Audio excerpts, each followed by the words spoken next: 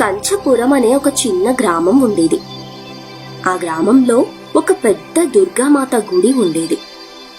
ఆ గుడిలో ఉన్న దుర్గామాత మరియు ఆమె వాహనమైన సింహం రెండు కూడా బంగారంతో చేయబడినవి. అదే ఊర్లో ఉంటున్న శంకర్ మరియు గోవింద్ ఇద్దరు ఒకరోజు రాత్రి సమయం ఆ గుడి ముందుకి వచ్చి ఒకరితో ఒకరు ఈ విధంగా మాట్లాడుకుంటున్నారు. ఏరా గోవిందు, మనం అనుకున్నట్టుగానే ఈ రోజు అమ్మవారి విగ్రహాన్ని, ఆ సింహం విగ్రహాన్ని దొంగిలించాలరా. అందుకే కదరా వాటిని తవ్వడానికి పనిముట్లు కూడా తీసుకొచ్చాను అని ఇద్దరూ అనుకుని ఆ గుడి తలుపులు పగలగొట్టి లోపలికి వెళ్తారు. ఆ తరువాత ఇద్దరూ అమ్మవారి విగ్రహాన్ని మరియు సింహం విగ్రహాన్ని తవ్వి ఒక సంచిలో పెట్టుకొని అక్కడి నుండి వెళ్లిపోతారు. ఇద్దరూ ఒక చోట కూర్చొని ఒకరితో ఒకరు, రే శంకర్, బంగారు విగ్రహాలు దొంగిలించాలన్న ఐడియా ఇచ్చింది నేను కాబట్టి నాకే ఎక్కువ డబ్బు ఇవ్వాలరా. అలా ఏం కుదరదు, ఇద్దరం కలిసి పనిచేశాం కాబట్టి వచ్చిన డబ్బుని సమానంగా పంచుకుందాం అని ఒకరితో ఒకరు పోట్లాడుకుంటూ ఉంటారు. ఇంతలో అక్కడ ఉన్న సింహం విగ్రహం మాయమైపోతుంది.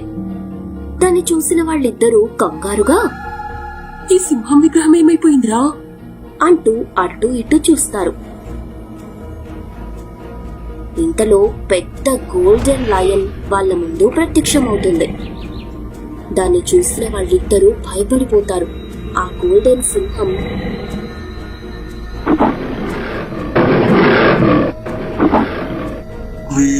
మర్యాదగా అమ్మవారి విగ్రహాన్ని ఎక్కడైతే తీశారో అక్కడే పెట్టండి, లేదంటే మిమ్మల్ని ఏం చేస్తానో నాకే తెలీదు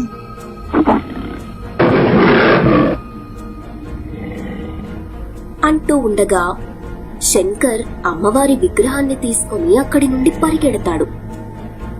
గోవింద్ మాత్రం చాలా భయపడుతూ అక్కడే నిలబడి ఆ సింహంతో, శాంతించు, నువ్వు అమ్మవారి వాహనమని అర్థమైంది. నేను వాణ్ణి ఎలాగైనా సరే పట్టుకుని ఈ విగ్రహాన్ని మళ్లీ గుడిలో స్థాపిస్తాను, నన్ను నమ్ము అని అంటాడు. అందుకు ఆ సింహం,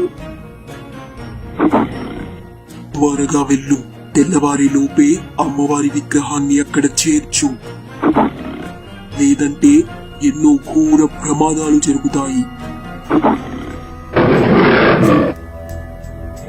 అని అంటుంది. గోవింద్ సరే అని అతన్ని వెతుక్కుంటూ వెళ్తాడు. శంకర్ ఎక్కడా కనిపించలేదు. గోవింద్ నిరాశగా ఆ సింహం దగ్గరికి వచ్చి, శంకర్ నాకు ఎక్కడా కనిపించలేదు. తెల్లవారిపోతోంది, రేపు జరగబోయే పరిణామాలు మీకే అర్థమవుతాయి అని చెప్పి మళ్లీ విగ్రహంగా మారిపోయింది. గోవింద్ ఆ సింహం విగ్రహాన్ని తీసుకువెళ్లి మళ్లీ ఆ గుడిలో ఉంచుతాడు. ఆ మరుసటి రోజు ఉదయం అవుతుంది. ఊర్లో అందరికీ తెలియని వింత జబ్బు వచ్చి అందరూ బాధపడుతూ ఉంటారు. అప్పుడు గోవింద్ ఊరి ప్రజలతో జరిగిన విషయమంతా చెప్పి క్షమాపణ కోరుకుంటాడు. అప్పుడు ఊరి పెద్ద, జరిగిందేదో జరిగిపోయింది, ముందు అమ్మవారి కోపాన్ని చల్లార్చండి, లేదంటే ఎంతో మంది ప్రాణాలు పోతాయి. శంకర్ ఎక్కడున్నాడో వెతకండి అని అంటాడు. అందరూ శంకర్ కోసం వెతుకుతూ ఉంటారు. గోవింద్కి అనుమానం వచ్చి శంకర్ ఇంటికి వెళ్లి చూస్తాడు. శంకర్ ఇంటిలో భూమి లోపల ఒక సొరంగ మార్గం ఉంటుంది. దానిని గమనించిన గోవింద్ ఆ సొరంగ మార్గంలోకి వెళ్తాడు. అక్కడ శంకర్ రోగంతో బాధపడుతూ ఉంటాడు. అక్కడ విగ్రహం కూడా ఉంటుంది. గోవింద్ ఆ విగ్రహాన్ని తీసుకుని అతన్ని కూడా పట్టుకుని బయటకొస్తాడు. అలా ఇద్దరూ కలిసి ఆ గుడి దగ్గరికి వెళ్లి అమ్మవారి విగ్రహాన్ని ఆ గుడిలో స్థాపిస్తారు. శంకర్ పరిస్థితి చాలా విషమంగా ఉండడంతో అతను అమ్మవారితో, అమ్మా, నేను చేసింది చాలా పెద్ద పొరపాటు. నిన్ను ఒక శిలగా భావించి దొంగిలించాలనుకున్నాను. మమ్మల్ని క్షమించు తల్లి. నేను ఈ బాధని భరించలేకపోతున్నానమ్మా. మమ్మల్ని కాపాడు అని పెద్దగా ఏడుస్తూ ప్రాధేయపడతాడు. అక్కడ ఊరి ప్రజలు కూడా అమ్మవారిని క్షమాపణ కోరుకుంటూ కాపాడమని వేడుకుంటారు. అప్పుడే దుర్గామాత అతని యొక్క బాధని తొలగించి వేస్తుంది.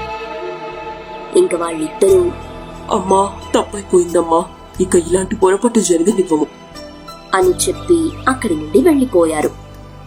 ఇక ఆ రోజు నుండి ఊరి వాళ్ల వ్యాధి కూడా తొలగిపోయి అందరూ సంతోషంగా జీవిస్తారు.